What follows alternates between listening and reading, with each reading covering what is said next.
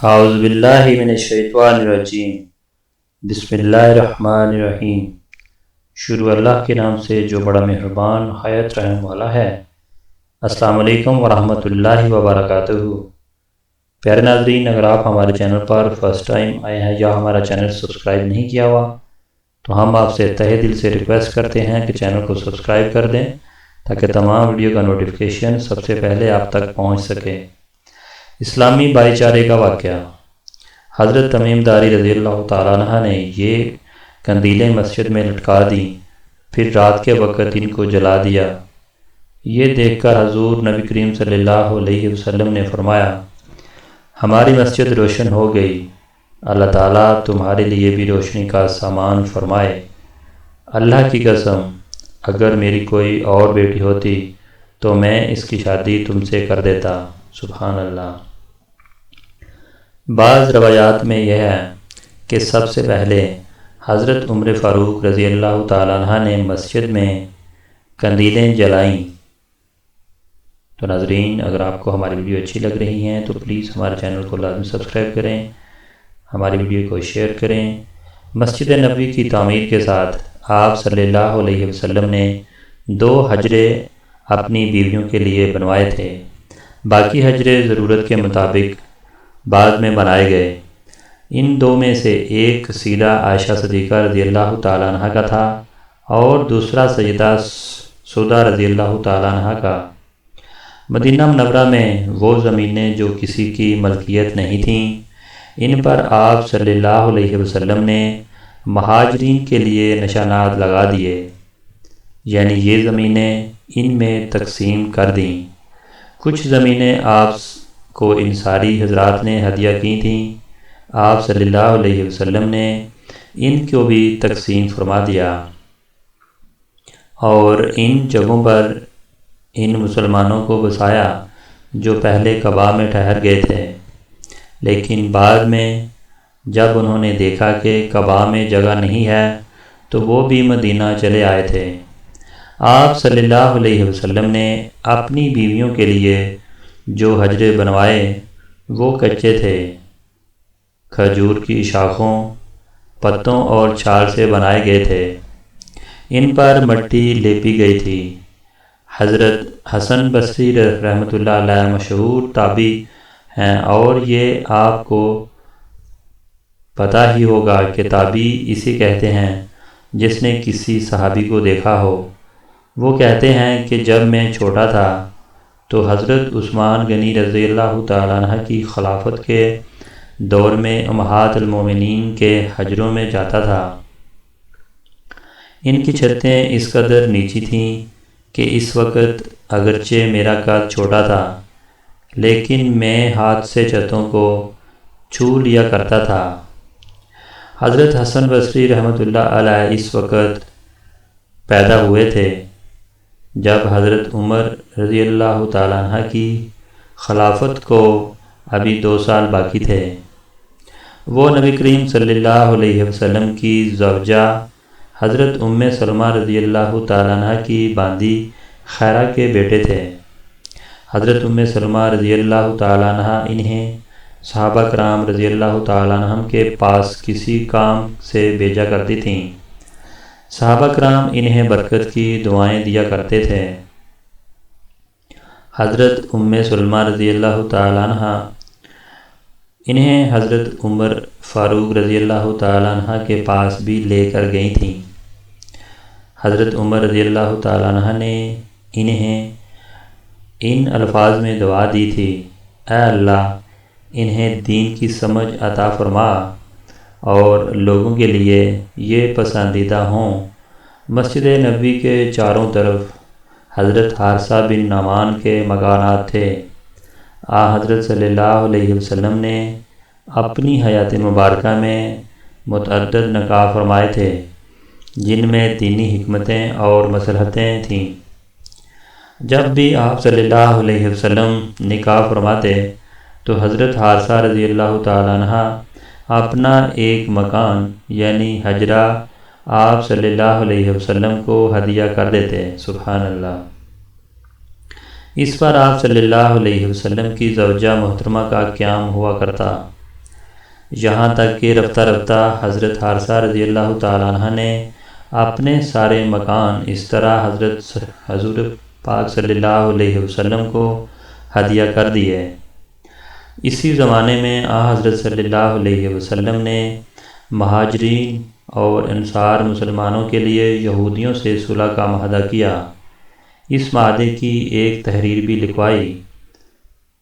معاہدے میں طے پایا کہ یہودی مسلمانوں سے کبھی جنگ نہیں کریں گے، کبھی انہیں تکلیف نہیں پہنچائیں گے، اور یہ کہ حضرت صلی اللہ علیہ وسلم کے مقابلے میں وہ کسی کی مدد نہیں کریں گے، اور اگر کوئی اچانک مسلمانوں پر حملہ کرے تو یہ یہودی مسلمانوں کا ساتھ دیں گے۔ ان شرائط کے مقابلے میں مسلمانوں کی طرف سے یہودیوں کی جان و مال اور ان کی مذہبی معاملات میں آزادی کی ضمانت دی گئی۔ یہ معاہدہ جن یہودی قبائل سے کیا گیا ان کے نام بنی کنکا، بنی قریظہ اور بنی نذیر ہیں۔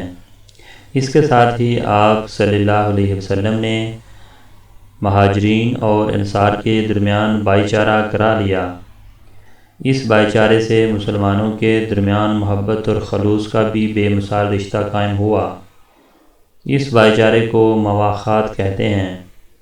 بھائی چارہ کا یہ قیام حضرت انس بن مالک رضی اللہ تعالیٰ عنہ کے مکان پر ہوا۔ یہ بھائی چارہ مسجد نبوی کی تعمیر کے بعد ہوا۔ اس موقع پر آپ صلی اللہ علیہ وسلم نے ارشاد فرمایا تھا، اللہ کے نام پر تم سب آپس میں دو بھائی بھائی بن جاؤ۔ اسی بھائی چارے کے بعد انصاری مسلمانوں نے مہاجرین کے ساتھ جو سلوک کیا وہ رہتی دنیا تک یاد رکھا جائے گا۔ خود مہاجرین پر اس سلوک کا اس قدر اثر ہوا کہ وہ پکار اٹھے، اے اللہ کے رسول، ہم نے ان جیسے لوگ کبھی نہیں دیکھے۔ انہوں نے ہمارے ساتھ اس قدر ہمدردی اور غم گساری کی ہے، اس قدر فیاضی کا معاملہ کیا ہے کہ اس کی کوئی مثال نہیں مل سکتی۔ یہاں تک کہ محنت اور مشقت کے وقت وہ ہمیں الگ رکھتے ہیں، اور صلح ملنے پر وقت آتا ہے تو ہمیں اس میں برابر کا شریک کر لیتے ہیں۔ ہمیں تو ڈر ہے بس آخرت کا سارا ثواب یہ تنہا سمیٹ لے جائیں گے۔ ان کی یہ بات سن کر نبی کریم صلی اللہ علیہ وسلم نے ارشاد فرمایا، نہیں، ایسا اس وقت تک نہیں ہو سکتا جب تک تم ان کی تعریف کرتے رہو گے اور انہیں دعائیں دیتے رہو گے۔ سبحان اللہ، سبحان اللہ۔ بعض علماء نے لکھا ہے کہ بھائی چارہ کرانا حضور نبی کریم صلی اللہ علیہ وسلم کی خصوصیت میں سے آپ صلی اللہ علیہ وسلم نے پہلے کسی نبی نے اپنے امتیوں میں سے اس طرح بھائی چارہ نہیں کرایا۔ سبحان اللہ، سبحان اللہ۔ اس سلسلے میں روایت ملتی ہے کہ انصاری مسلمانوں نے اپنے مہاجر بھائیوں کو اپنی ہر چیز میں سے نصف حصہ دے دیا۔ کسی کے پاس 2 مکان تھے تو ایک اپنے بھائی کو دے دیا، اسی طرح ہر چیز کا نصف اپنے بھائی کو دے دیا۔ سبحان اللہ۔ یہاں تک کہ ایک انصاری کی 2 بیویاں تھیں، انہوں نے اپنے مہاجر بھائی سے کہا کہ میری 2 بیویاں ہیں، میں ان میں سے ایک کو طلاق دے دیتا ہوں، عدت پوری ہونے کے بعد تم اس سے شادی کر لینا۔ لیکن مہاجر مسلمان نے اس بات کو پسند نہیں فرمایا۔ سبحان اللہ۔ ان کاموں میں سے فارغ ہونے کے بعد یہ مسئلہ سامنے آیا کہ نماز کے لیے لوگوں کو کیسے بلایا کریں۔ آپ صلی اللہ علیہ وسلم نے اپنے صحابہ کرام رضی اللہ تعالی عنہم سے مشورہ کیا۔ اس سلسلے میں ایک مشورہ دیا کہ نماز کا وقت ہونے پر ایک جھنڈا لہرا دیا جائے، لوگ اس کو دیکھیں گے تو سمجھ آئیں گے کہ نماز کا وقت ہو گیا اور ایک دوسرے کو بتا دیا کریں گے، لیکن حضور صلی اللہ علیہ وسلم نے اس تجویز کو پسند نہ فرمایا۔ پھر کسی نے کہا کہ بگل بجا دیا کریں۔ حضور اکرم صلی اللہ علیہ وسلم نے اس کو بھی ناپسند فرمایا، کیونکہ یہ طریقہ یہودیوں کا تھا۔ اب کسی نے کہا کہ ناقوس بجا کر اعلان کر دیا کریں۔ آپ صلی اللہ علیہ وسلم نے اس کو بھی ناپسند فرما دیا، اس لیے کہ یہ عیسائیوں کا طریقہ تھا۔ کچھ لوگوں نے مشورہ دیا کہ آگ جلا دی جائے کرے۔ آپ صلی اللہ علیہ وسلم نے اس تجویز کو بھی پسند نہ فرمایا، اس لیے کہ یہ طریقہ مجوسیوں کا تھا۔ ناظرین، اگر آپ کو ہماری ویڈیو اچھی لگ رہی ہے تو پلیز ہماری ویڈیو کو لائک کریں، شیئر کریں، اور چینل پہ نئے ہیں تو چینل کو سبسکرائب کریں۔ ایک مشورہ یہ دیا گیا کہ ایک شخص مقررہ کر دیا وقت، وہ نماز کے وقت ہونے پر گشت لگا لیا کرے۔ چنانچہ اس رائے کو قبول کر لیا گیا۔ چنانچہ حضرت بلال رضی اللہ تعالیٰ عنہ کو اعلان کرنے والا مقرر کر دیا گیا۔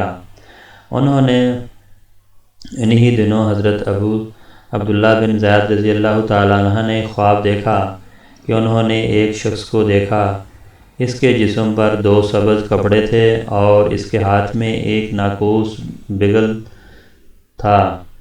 حضرت عبداللہ بن زید رضی اللہ تعالیٰ عنہ فرماتے ہیں کہ میں نے اس سے پوچھا، کیا تم یہ ناقوس فروخت کرتے ہو؟ تو اس نے پوچھا، تم اس کا کیا کرو گے؟ میں نے کہا، ہم اس کو بجا کر نمازیوں کو جمع کیا کریں گے۔ اس پر وہ بولا، کیا میں تمہیں اس کے لیے اس سے بہتر طریقہ نہ بتا دوں؟ سبحان اللہ۔ میں نے کہا، ضرور بتائیے۔ اب اس نے کہا، تم یہ الفاظ پکار کر لوگوں کو جمع کر لیا کرو۔ اور اس نے اذان کے الفاظ دہرا دیے، یعنی پوری اذان پڑھ کر انہیں سنا دی، پھر تکبیر کہنے کا طریقہ بھی بتا دیا۔ سبحان اللہ، سبحان اللہ۔ صبح ہوئی تو حضرت عبداللہ بن زید رضی اللہ تعالیٰ عنہ آپ صلی اللہ علیہ وسلم کی خدمت میں حاضر ہوئے اور اپنا یہ خواب سنایا۔ خواب سن کر آپ صلی اللہ علیہ وسلم نے ارشاد فرمایا، بے شک یہ سچا خواب ہے، انشاءاللہ تم جا کر یہ کلمات بلال کو سکھا دو تاکہ وہ ان کے ذریعے اذان دیں۔ ان کی آواز تم سے بلند ہے اور وہ زیادہ دلکش بھی ہے۔ حضرت عبداللہ بن زید رضی اللہ تعالیٰ حضرت بلال رضی اللہ تعالیٰ کے پاس آئے۔ انہوں نے کلمات سیکھنے پر صبح کی اذان دی۔ اس طرح سب سے پہلے اذان فجر کی نماز کے لیے دی گئی۔ سبحان اللہ، سبحان اللہ۔ تو ناظرین، اگر آپ کو ہماری ویڈیو اچھی لگی تو پلیز ہماری ویڈیو کو لائک کر دیں، شیئر کر دیں، چینل پہ نئے ہیں تو چینل کو سبسکرائب کر دیں۔ Thanks for watching.